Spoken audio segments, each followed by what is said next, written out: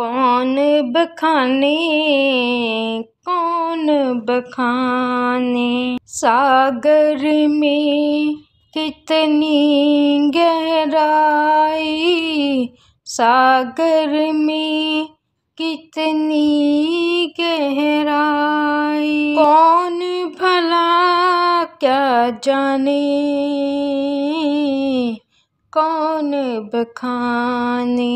नमस्कार, धन निरंकार जी। मैं श्वेता वर्मा आज आप जी के सामने विचार प्रवास से सतगुरु बाबा हरदेव सिंह जी महाराज जी के विचार आप जी के सामने रखूंगी, जिसका विषय है सतगुरु की महिमा आप जी परवान करना। गुरु का वचन क्या है? इस निराकार दातार का इशारा, इस प्रभु दातार का ज्ञान, जो गुरु के इस वचन पर रहत पार करके इस पर चलता है, गुरु से यह ज्ञान रूपी रोशनी प्राप्त करता है और जीवन में अपनाता है, वही इससे लाभ प्राप्त कर सकता है। कहीं बहुत अंधकार हो और एक इंसान आवाज़ें दे कि कोई रोशनी करो, अंधेरे में बहुत ठोकरें लग रही हैं। उसकी आवाज़ें सुनकर कोई उसकी हथेली पर दिया जलाकर रख देता है। अब चारों तरफ रोशनी हो जाती है, लेकिन रोशनी रोशनी चिल्लाने वाला इंसान अगर अपनी आंखें बंद कर ले तो चारों तरफ रोशनी होने के बावजूद भी रास्ते में पत्थर आने पर उनसे ठोकरें ही खाता है। कहने का भाव, हमें साधु की कृपा से जो ज्ञान रूपी रोशनी प्राप्त होती है उससे लाभ लें, उस शिक्षा को हम अपने जीवन में उतारें, अमल में लाएं, तब ही उससे हम सुख प्राप्त कर सकते हैं। जब साधु से हमें यह ज्ञान का प्रकाश प्राप्त होता है और हम अपने आप को इस संत के आगे अर्पण कर देते हैं, तब यह अमोलक वस्तु हमारे मन में टिक सकती है। लेकिन अगर यह मन हील हुज्जत ही करता रहे तो फिर यह ज्ञान इसमें नहीं ठहरता, क्योंकि हुज्जती मन हमेशा अभिमानी होता है और हरजी को अहंकार न भावे। इस हरि को अहंकार अच्छा नहीं लगता। अवतार बानी में बाबा अवतार सिंह जी भी फरमाते हैं कि जिस गुरु सिख नूं निवना भुल्ले, उत्थे गुरु खलोना नहीं। अगर यह मन निमाना नहीं बनता, नम्र भाव में नहीं आता, तो वहाँ पर ना गुरु है और ना गुरु का ज्ञान है। अगर गुरु के आदेशों उपदेशों को हम अपने जीवन में नहीं उतारते तो हमें वास्तविक आनंद प्राप्त नहीं हो सकता। दास दातार के चरणों में यही अरदास करता है कि दातार ऐसी मेहर करे, ऐसी कृपा करे कि आप संत जन महापुरुष ज्ञान के साथ कर्म जोड़कर इस संसार का भला मांगते रहें, भला करते रहें। ऐसी कामना ज्ञानवान महापुरुष ही कर सकते हैं। इस ज्ञान की प्राप्ति के लिए जहाँ गुरु की कृपा आवश्यक है, वहाँ जिज्ञासु की तीव्रता जिज्ञासा, ज्ञान की प्यास भी जरूरी है। स्वामी रामकृष्ण परमहंस के अनुसार जिज्ञासा इतनी तीव्र होनी चाहिए जैसे यदि कोई इंसान डूब रहा हो, पानी में उसके श्वास जा रहे हों, जिस तरह से उसको उस पानी से बाहर निकलने की इच्छा होती है, जिस तरह से उसकी एकाग्रता होती है, मैं इस पानी से बाहर आ जाऊं और खुली सांस ले सकूं, मेरा मुख पानी से बाहर आ जाए, उसकी तड़प जो उस वक्त होती है, उसी तरह इंसान की तड़प इस प्रभु दातार के लिए होनी चाहिए। इस भव सागर से पार उतरने की इच्छा होनी चाहिए। आत्मा को परमात्मा की जो प्यास है, उस तरफ इंसान कोई ध्यान नहीं देता। लेकिन अगर शरीर को पानी की प्यास लगती है तो गली में पहुंचता है और कहता है कि बड़े जोरों की प्यास लगी है भाई साहब, बताइए पानी कहाँ से मिलेगा। कोई बताता है कि ये गली जहाँ आप हैं आगे दाहिने मुड़ती है, वहीं नल लगा हुआ है, वहाँ आपको पानी मिल जाएगा। इंसान जाता है, नल खोलता है, एक बूंद भी नहीं निकलती।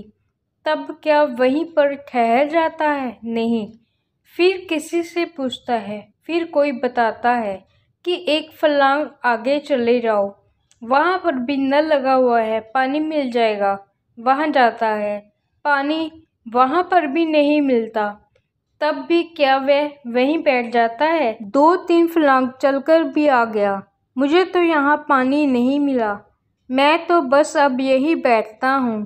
प्यास उसके मन को तड़पाएगी और तब तक तड़पाएगी जब तक उसे पानी नहीं मिलेगा।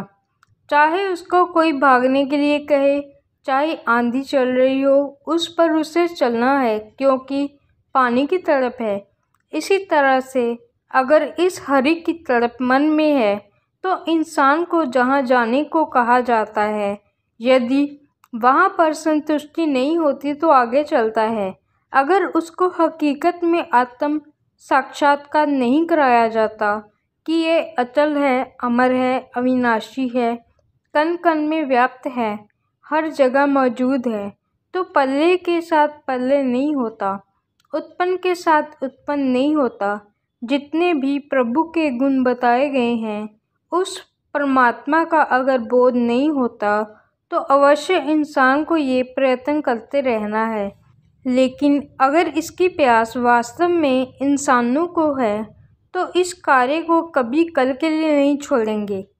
अगर अभी मुझे प्यास लगी है, अभी मुझे भूख लगी है, तो क्या मैं कह दूंगा कि अभी मुझे समय नहीं है, मैं कल खा लूँगा, मैं परसों पानी पी लूँगा? नहीं, उसे वास्तव में भूख लगती है, प्यास लगती है, तो थोड़ा समय व्यतीत होते ही उसका गला सूखना शुरू हो जाता है, उसके पेट में दर्द होना शुरू हो जाता है, उसका जी मिचलाना शुरू हो जाता है। इसी तरह इंसान को वास्तव में अगर परमात्मा की भूख और प्यास है तो वह हमेशा परमात्मा की तरफ कदम बढ़ाएगा, वह इसे कभी भुला नहीं देगा, कभी विसार नहीं देगा। जल बिना मछली की जो हालत रहती है, भक्तों के मन में भी प्रभु के बिना वही हालत हुआ करती है। इसलिए जो वास्तव में भगत होता है उसी के बारे में कहा जाता है, ज्यों जल प्यारा माछरी, लोभी प्यारा दाम, जो मात प्यारा बालक, त्यों भक्त प्यारा राम। अर्थात मछली को जैसे जल प्यारा है, लोभी को दाम प्यारा है। जो लालची होते हैं उनके लिए ही कहा जाता है कि चमड़ी जाए पर दमड़ी न जाए। इसलिए साथ संगत प्यार निष्काम भाव से किया जाता है। जिस तरह से माँ भी अपने बच्चे से प्रेम करती है तो उसमें कोई स्वार्थ की भावना नहीं हुआ करती है।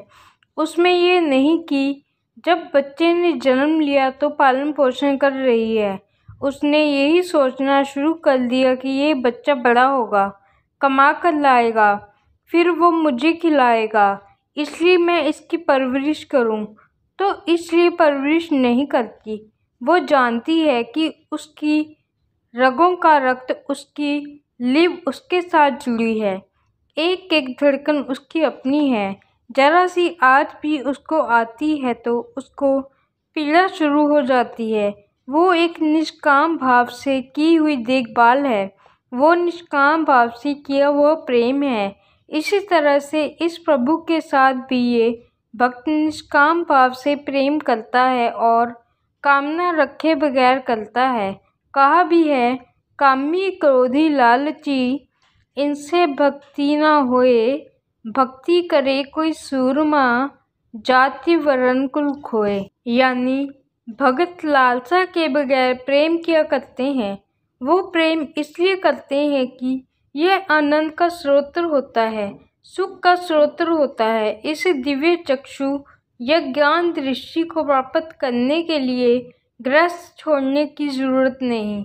इसी तरह से इस प्रभु को जब हम याद करते हैं, इसकी प्राप्ति की इच्छा यदि हमारे मन में है तो फिर इस इच्छा की पूर्ति भी करनी आवश्यक है। इस मालिक के साथ अपना नाता जोड़ लेना है जिसका जिक्र हुआ है। ये हर जगह मौजूद है, ये पत्ते पत्ते में है, डाली डाली में है।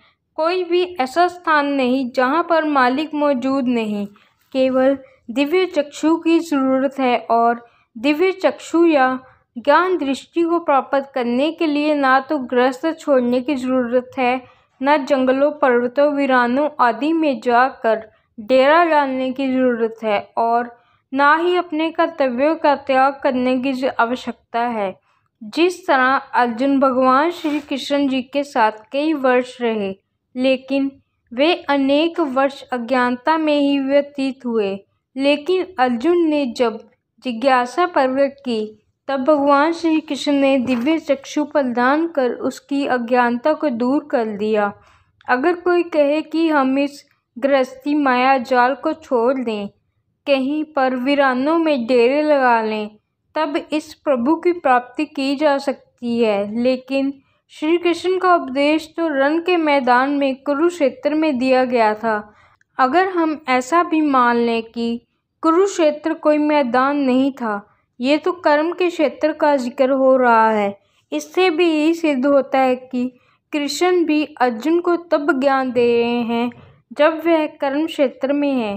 कर्म से दूर रहकर, उन फर्जों से दूर भागकर वह अपने इस विराट स्वरूप का ज्ञान नहीं करा रहे हैं।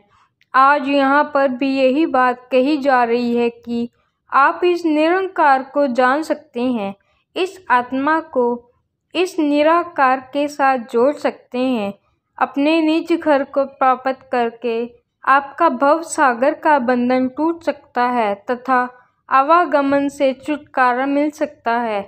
साथ संगत, जैसे दुनिया में कोई इंसान किसी काम को करने का दावा करता है तो हम कहते हैं भाई साहब ये करके दिखाओ।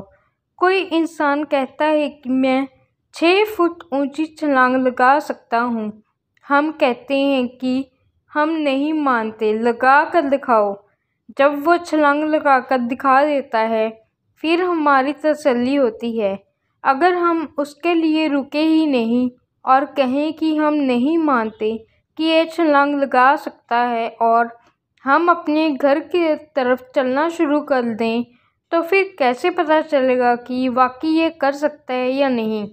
इसी तरह से जब निरंकारी मिशन से ये आवाज़ मिलती है कि प्रभु परमात्मा की पहचान हो सकती है, इसकी प्राप्ति हो सकती है, अगर हम यही कहते रहें कि हो ही नहीं सकती और इतना कहकर ही हम अपने घरों को लौट जाएं, तो ये हमारी भूल होगी। जब कहा जाता है कि यह हो सकती है तो हमें विनती करनी चाहिए, हमें संपर्क करना चाहिए और कहना चाहिए कि अगर आप कहते हैं कि प्रभु के साथ नाता जुड़ सकता है तो हमें ब्रह्म ज्ञान प्रदान करके हमारा नाता प्रभु से जोड़ने की कृपा करो। धन्य निरंकार जी।